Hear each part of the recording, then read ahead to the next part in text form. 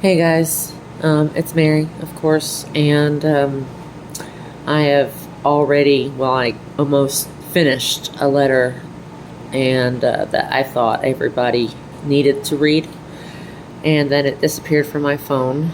And while I started to write it again, I realized maybe, just doing this on a video would be easier for me to get the things out that I need to get out.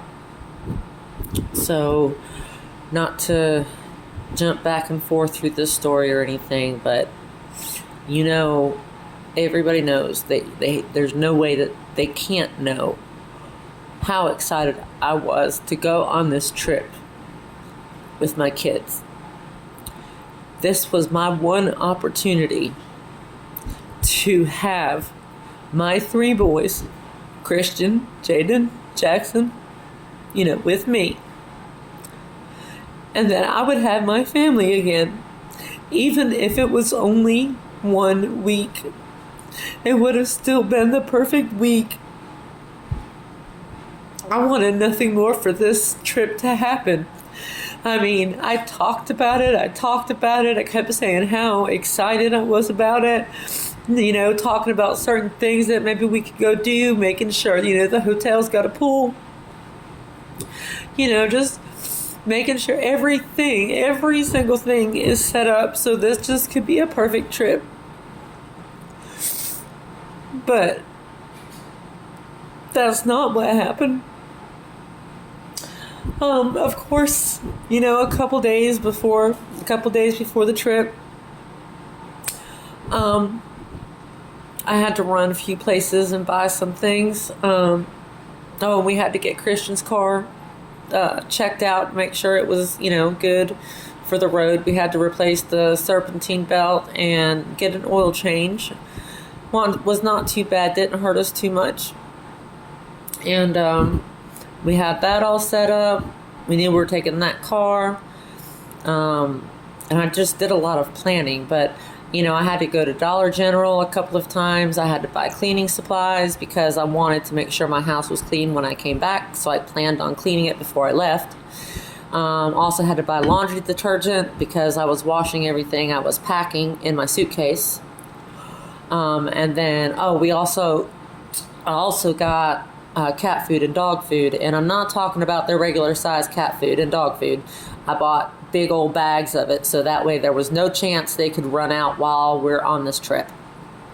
So, and then of course at Walmart I had to buy collars and leashes, collars and harnesses and leashes for the dogs because I just couldn't take a chance of either one of them getting loose. So I wanted to make sure we had a way to hold on to them no matter what the circumstance was. So I was doing all this, running around, getting things ready, and I'm starting to pack and, now we come up on the day before we leave. This is Wednesday night. And if you don't know, I told Christian so many times, he was like, I know, Mom, stop worrying. But we were leaving Thursday, and I wanted to be on the road in transit to North Dakota by noon, by 12 o'clock. Everybody knew that's when we were leaving. Well, Wednesday night, I received a phone call. It was actually the afternoon, but I received a phone call from Jackson's dad. And he tells me that Jackson won't be riding with us on this trip and that he is going to fly with his Nana, and that was going to be on Monday, and they would come back home the following Monday. So I'm upset. I can't call them and get Jackson on the phone to ask him what's going on because he can't talk to me on the phone unless someone else is there. Either his Nana is there or maybe it's his dad is there. Somebody is there to make sure that he only tells the things that they want him to say. So I know I can't call him and ask him if this is really what he wants, because that's what it boiled down to. Whatever he wants, I was going to be okay with. We'd work it out. He yeah,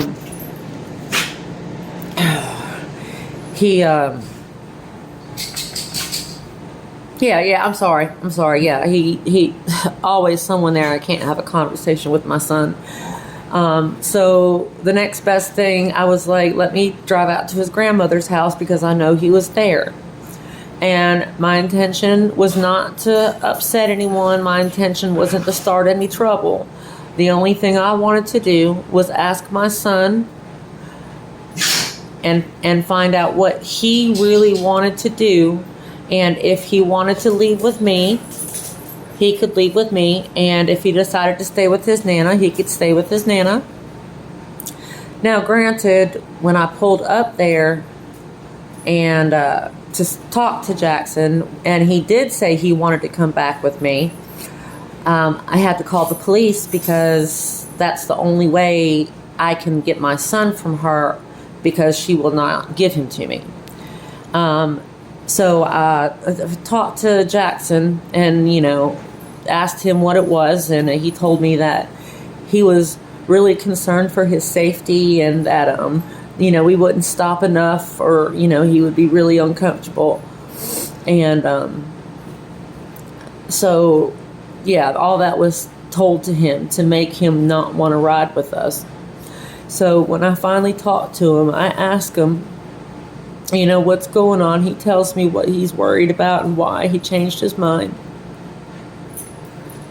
And then I reassure him that all of that was told to him was a lie, and that he, again, could decide which way he wanted to go. And he said he wanted to come with me. He says he always wants to come with me. That little boy loves me a lot.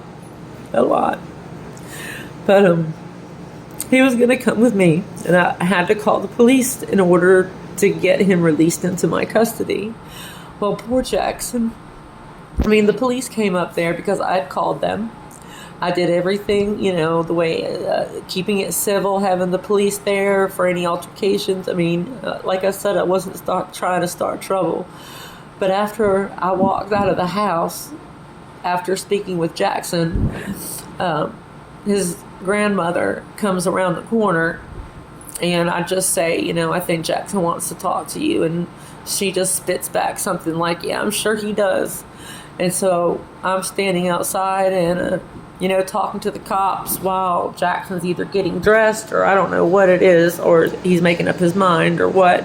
Because the cops, they're simply going to ask him what he wants to do, who he wants to go with. And again, I wasn't even upset if he said he wants to go with his Nana. That's fine. I just was, I'm upset that this wasn't something that was planned and wasn't discussed with me at any point. You've known about this for months and months and months, and the biggest part of this trip is just the drive there. You know this. Absolutely. Why? Why would you do this? Why don't you take my son away from that? That's not fair to me. That's supposed to be my family. It's supposed to be my family, not your family, mine. Oh. So, well, anyway, Jackson ends up saying that he wants to stay there. And I think he did it more because he was afraid maybe that I was going to get in trouble. It wouldn't surprise me if that's what his grandmother told him, that maybe, that if he didn't stay, that, I would get in trouble with the police, or I don't know. But regardless, the decision was made, and he was going to fly up there. Well, while all this is going on, my son Christian calls me, frantic. And someone already has called or talked to him and said a whole bunch of lies and BS about what just really happened. And whatever it is, it spooks Christian. And anyway, and it was just weird. He was acting weird after that. Somebody said something, but once I slowed him down and explained to him what was going on, he knew it wasn't my fault and I wasn't doing the things that they said I was doing. So once Christian realized that, everything was okay. We're still good to go, but now it's just going to be me and Christian driving, and the dogs, of course. So, me and Christian get to spend some more quality time together. We're going to still make this work out, We can make it work out. And that's what I wanted to do, so I was okay with that. Well, when I'm going to bed Wednesday night, I'm still going on this trip at this point. Now, has my trip been changed by people other than myself? Yes.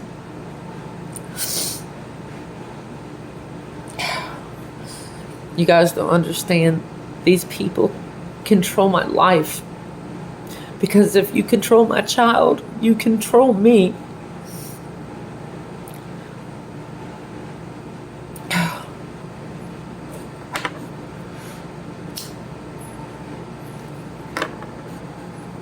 But anyway, the trip was still on. It was still going to be good. I don't know exactly the time it was, but it was 2-something in the morning, Wednesday night / Thursday morning. Well, I don't see this text message. It came through like about 2 a.m., give or take. I was asleep, so I didn't get it then, but I got it when I got up. And I don't have the exact words unless I went back to read it. But the text said, "I'm sorry, Mom. We have to cancel this trip. I can't go. I have things that need attention. You'll have to understand that." That message, for one, doesn't really make sense. We were just several hours ago, we were all going on this trip. Our plans had changed, yes. But we were all still going on this trip. And now Christian is telling me that he's not going, that he's canceling the trip. And if he does that, I don't have his car. I need his car. That's the one that I made sure would be okay to go up there. I would need his car and I would drive myself. Well, that's not going to happen. He's not going to give me his car and him drive mine around. And so, when I found out, when I knew 100% that this trip wasn't happening, and again, mind you, this is on Thursday, the day we're supposed to leave, and I think now it's already past noon, and I'm not on the road, and I'm not headed to North Dakota to see Jaedon. Now, I talked to Jaedon. No, I'm not going to get to that yet. First, I talked to James, Jaden's father. Anyway, Jaden's father. Talked to him about what was going on, and I don't even think I really got to say everything I needed to say, but I immediately got pointed fingers at and called a liar, basically, calling me I'm a piece of trash, that I'm just not worth anything, I'm worthless, I'm no good for my son. Hell, he calls another woman mom, for God's sake. And so, that conversation didn't go well, of course. And then I did eventually get to talk to Jaedon, and I tried to tell him what was going on. But again, another child who can't talk on the phone to me alone. He has to have his dad or someone there listening to make sure he doesn't say the wrong things. But I told Jaedon, and explained to him what happened, and said that I was going to postpone everything until August. I think the date is the 22nd. I'm not 100% sure. I'd have to look at the calendar, but yeah, so that's Well, that was the plan. But then I got a notice yesterday that my house is going to be in foreclosure because I owe past taxes. And they're just 780 something. That's not that much money. I can pay that. If I don't pay that by the 22nd of next month, my house is in foreclosure. So I can pay it, but I can't pay that bill and go see Jaedon. And please, please don't think I'm asking for sympathy. I just need somebody to know the truth and not just always point their fingers at me. Because like this, I didn't ask for this tax bill. I had no idea. But I have to pay it or I lose my home. So I gotta tell Jaedon again that I can't come in August, that I'll have to postpone it until September just to save my house. And at this point, he may never ever talk to me again because I'm pretty sure his dad is going to tell him that I'm the worst mom that has ever been. And I know he'll do that and I'll lose my kid forever. So please, I just wanted everybody to know what was going on and why you haven't heard from me. And I'm just truly sorry, but I don't have much more to say.